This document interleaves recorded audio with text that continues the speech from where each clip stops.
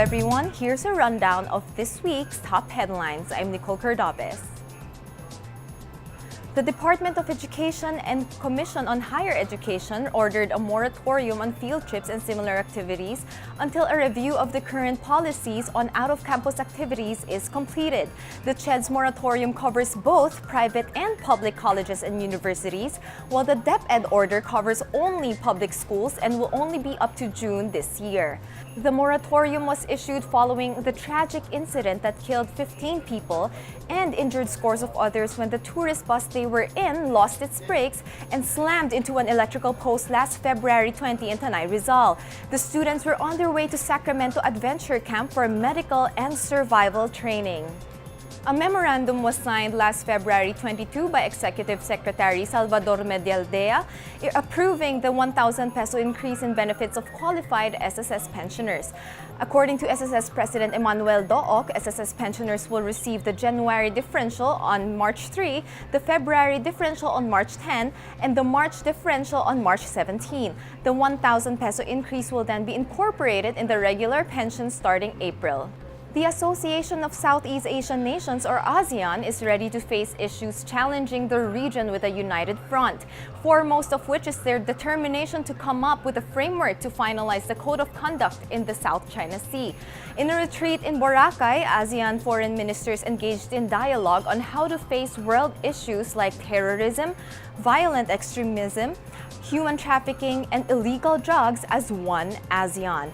Secretary Perfecto Yasay chaired the retreat, the first major meeting of the ASEAN under the Philippine chairmanship in 2017. The theme of the Philippine chairmanship this year is Partnering for Change, Engaging in the World.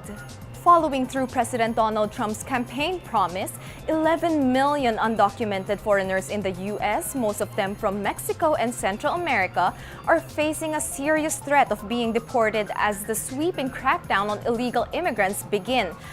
But Homeland Security Secretary John Kelly assured that they are not conducting mass roundups or deportations, but only want to gain control of the southern border. Davao Police Officer Arthur LASCANAS has recanted his previous statement that the so-called Davao Death Squad did not exist. And because of his conflicting statements, the Senate Committee on Peace and Order will probe LASCANAS' new testimony that will divulge everything he knows about the Davao Death Squad. But Senator Win Gatchalian wants perjury charges to be filed against LASCANAS for lying under oath in the Senate hearing last year. The Civil Aviation Authority of the Philippines has issued a notice to airmen for the closure of air traffic in Tagaytay from March 6 to 11 due to the shutdown of the Tagaytay Monopol secondary surveillance radar for its scheduled upgrade and maintenance to ensure safer travel. Philippine Airlines has canceled 150 flights, Cebu Pacific Air canceled 97 flights, Air Asia has canceled 12 flights, and Skyjet Airlines has canceled 2 flights. The National Aeronautics and Space Administration has found a nearby solar system with 7 Earth-sized planets where life is possible. 3 of these planets circle their parent star called TRAPPIST-1 at just the right distance that enables it to contain liquid surface for water, signifying the possibility for extraterrestrial life.